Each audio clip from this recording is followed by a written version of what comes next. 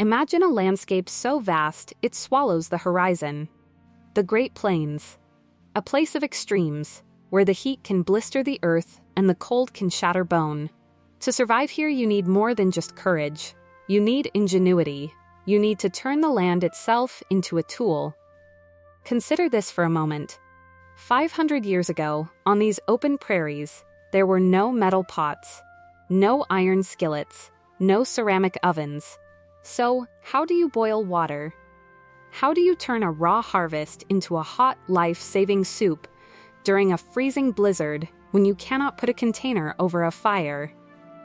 The answer lies not in what you build, but in what you burn.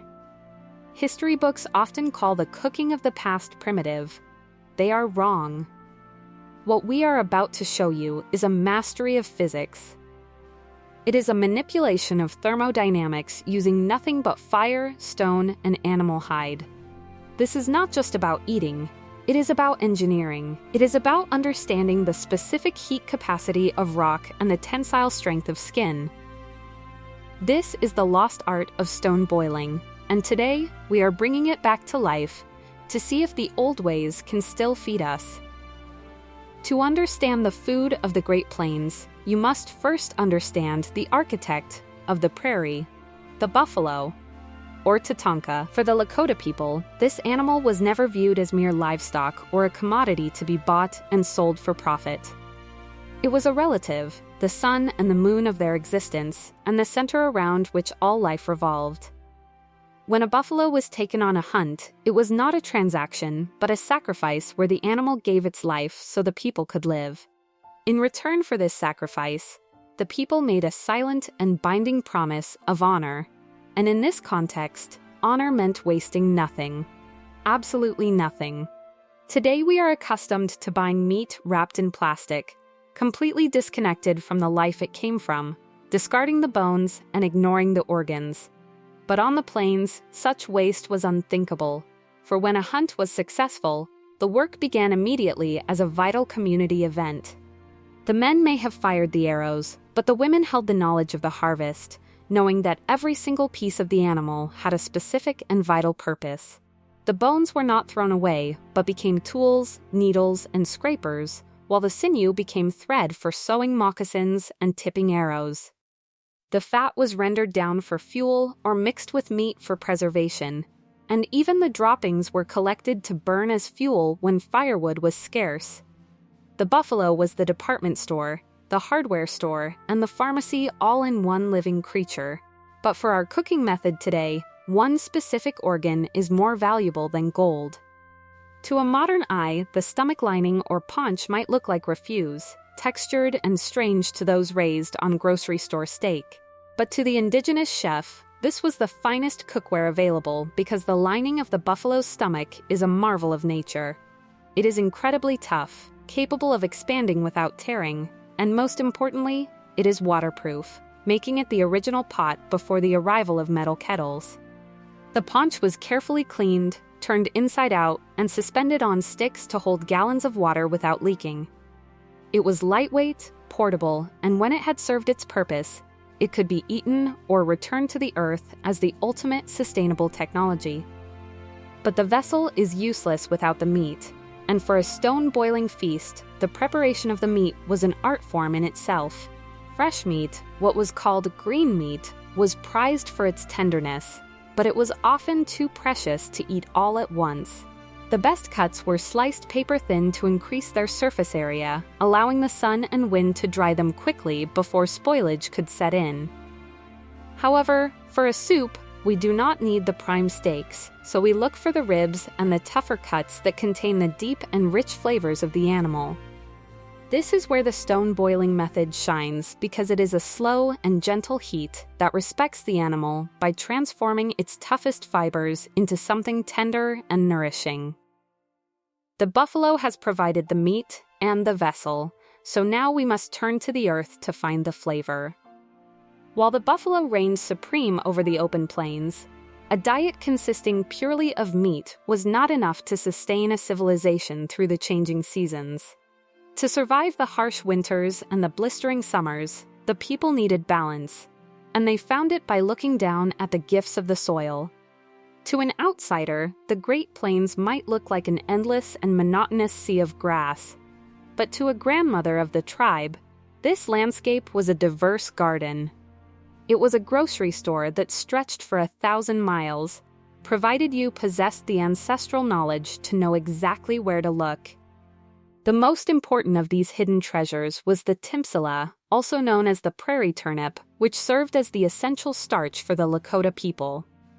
Finding it requires a sharp and experienced eye, because you must look for a thin and branching stalk disappearing into the hard earth. But the true sign of a mature root is often a crack in the soil, a subtle heave where the root has grown so large that it pushes the earth upward to make space for itself. Digging it out is hard physical work because the root runs deep, anchoring itself against the wind, but the prize is always worth the effort. Once peeled, the timsala is starchy and sweet, not unlike a potato, but with a flavor entirely its own, acting as the bread of the plains. But you rarely ate them fresh, because the goal of the harvest was always long-term preservation for the months when the ground was frozen solid. The women would braid the long taproots together, creating long and beautiful garlands of turnips that could be hung in the sun to dry for weeks. In this state, they could last for years, and when the snows were deep and the game was scarce, a dried timsala dropped into a soup would rehydrate and swell up to provide essential energy. Then there was the fruit that grew along the creek beds and the sheltered valleys where the moisture gathered. The chokecherry trees, or kampa, grew in thickets, bearing berries that are not like the sweet strawberries found in the East. Eaten raw, they are astringent and dry out your mouth, making your cheeks pucker instantly, which is how they earn the name chokecherry. But the Lakota knew how to tame them by using a technique that utilized the entire fruit rather than discarding the difficult parts. They did not remove the pits from these cherries, but instead took the skin, the pulp, and the hard stone seed inside and crushed it all together on a flat stone. By pulverizing the pit, they released a natural almond-like flavor that transformed the bitterness into something rich and complex. These patties of crushed cherries were dried in the sun, becoming bricks of vitamin C that would ward off sickness during the long winters. Today, these two ingredients, the starchy turnip and the crushed cherry, will act as the body and the soul of our soup. They provide the texture and the brightness that cuts through the heavy fat of the buffalo, so now that we have our meat and our vegetables, we must build the engine that will cook them.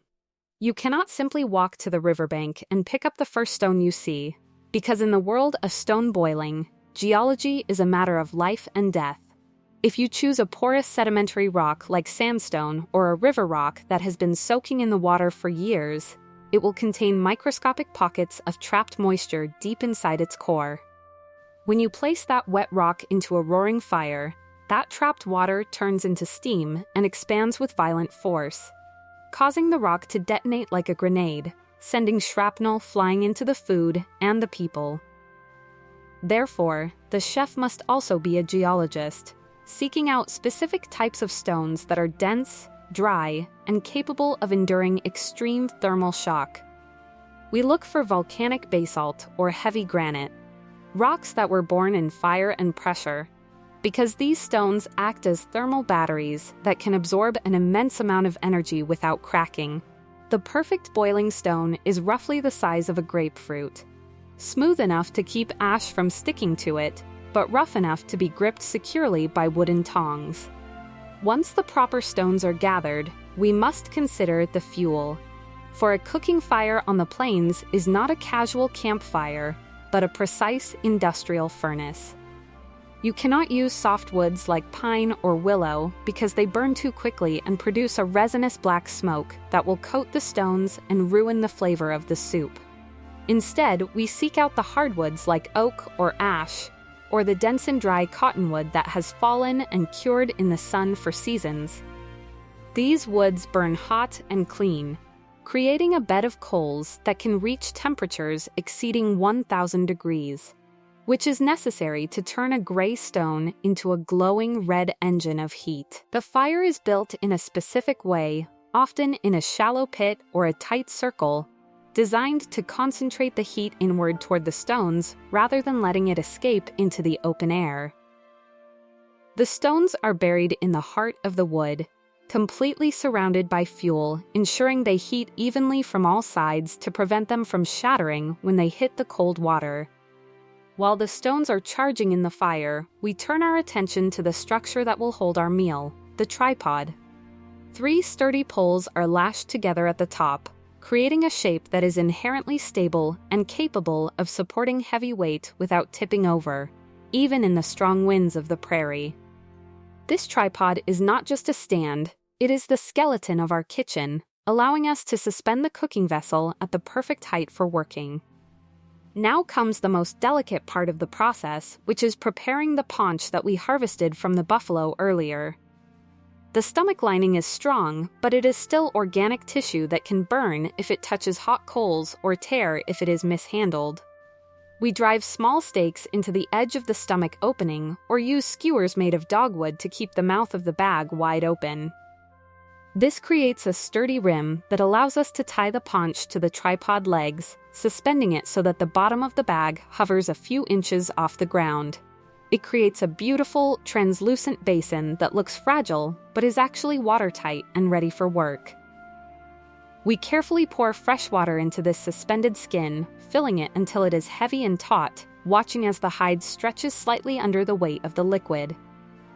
The water is cold, the air is crisp, and the fire is roaring nearby, heating the stones until they begin to pulse with a dull red light. We have built the structure, we have sourced the fuel, and we have selected the thermal batteries.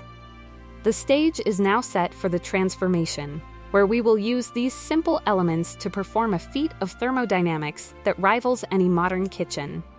The moment of truth has arrived, and the energy around the fire shifts from preparation to intense focus. The stones, which have been buried in the heart of the hardwood coals for over an hour, are now radiating a translucent orange glow, signaling that they have absorbed enough thermal energy to do the work. The chef picks up the transfer tools, which are usually long tongs made from the sturdy antlers of an elk or freshly cut green wood sticks that still hold enough moisture to resist burning. Lifting a 5-pound granite rock that is heating at over 800 degrees requires a steady hand and absolute confidence, because a slip at this stage could be disastrous.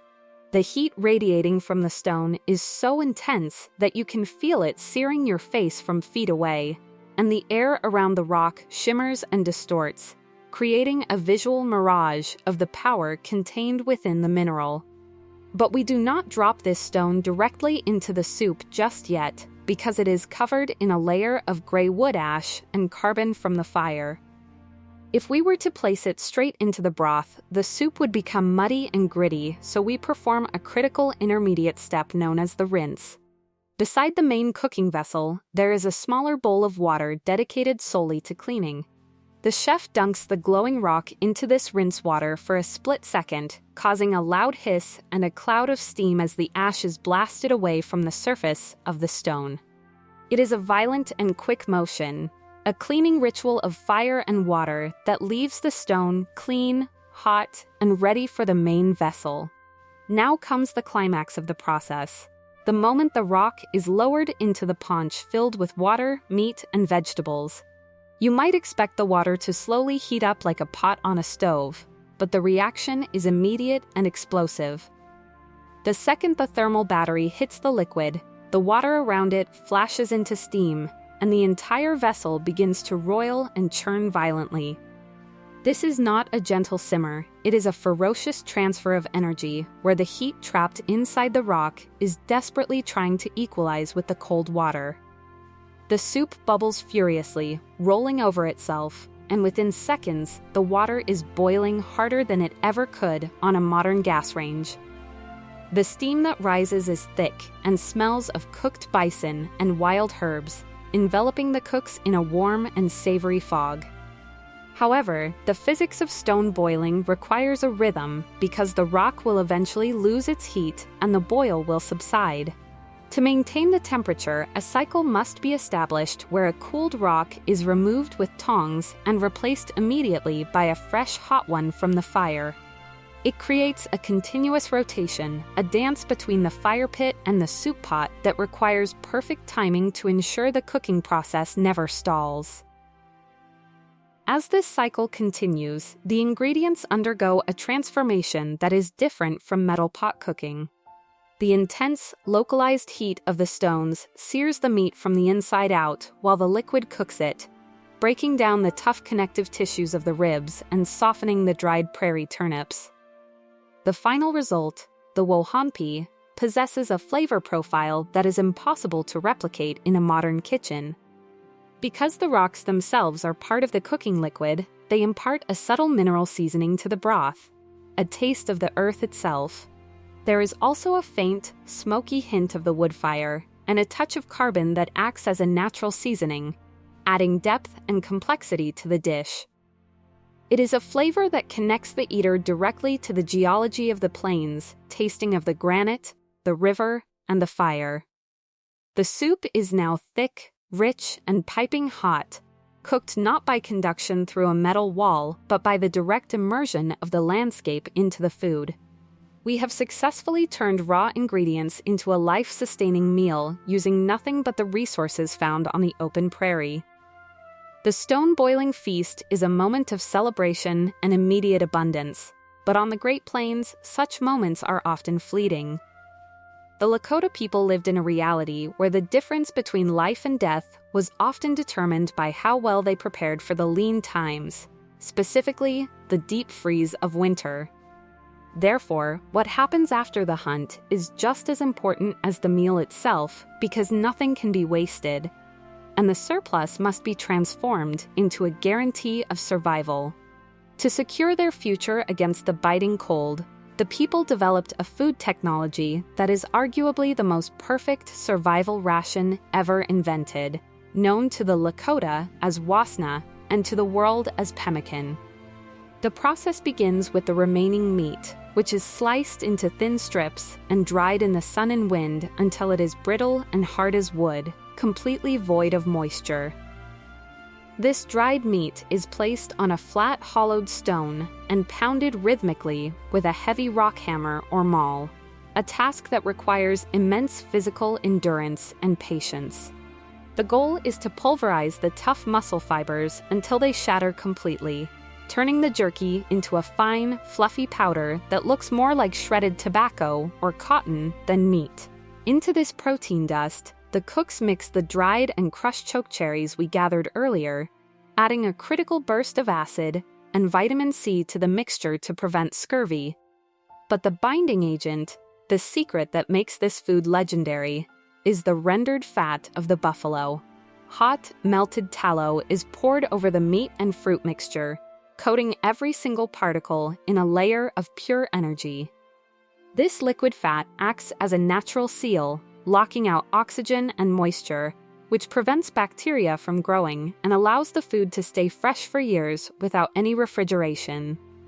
When this mixture cools and hardens, it becomes a dense and calorie-rich brick that is the ultimate portable fuel for a nomadic people. A single handful of this superfood could sustain a warrior or a traveler for an entire day, providing the high-fat energy necessary to keep the body warm and moving across the endless miles of the open prairie. It was so valuable that it became a currency of its own, powering not just the tribes but the entire fur trade industry of North America. It represents the final step in our journey, proving that with knowledge and respect, the buffalo can feed the people not just for a day, but for a lifetime. The steam clears, and the soup is finally ready, thick with the essence of the buffalo and the starch of the prairie turnip. But before a single spoonful is tasted by the hunters or the cooks, the first bowls are ladled out and carried with great reverence to the elders of the circle. This is not merely a rule of etiquette, but a profound act of gratitude, acknowledging that without the wisdom and memory of the older generation, the knowledge of how to survive on this land would have vanished long ago. In our modern world of microwaves and fast food, we have become dangerously disconnected from the source of our nourishment, viewing cooking as a chore to be rushed rather than a ritual to be honored. We push a button and expect instant heat, forgetting the labor of the wood gathering, the patience of the stone selection, and the sacrifice of the animal that makes our lives possible. This disconnection leaves us full but often spiritually empty, missing the deep satisfaction that comes from working in harmony with the elements to feed our families. However, the fact that we are telling this story today is proof that the old ways are not dead, but merely waiting for us to pick them up again. These skills, stone boiling, foraging, and pemmican making, are not museum exhibits to be viewed behind glass, but living practices that strengthen our identity and sovereign connection to the earth. By rekindling these fires and relearning the language of the land, we ensure that the resilience, ingenuity, and spirit of the ancestors will continue to flow through the veins of the generations to come.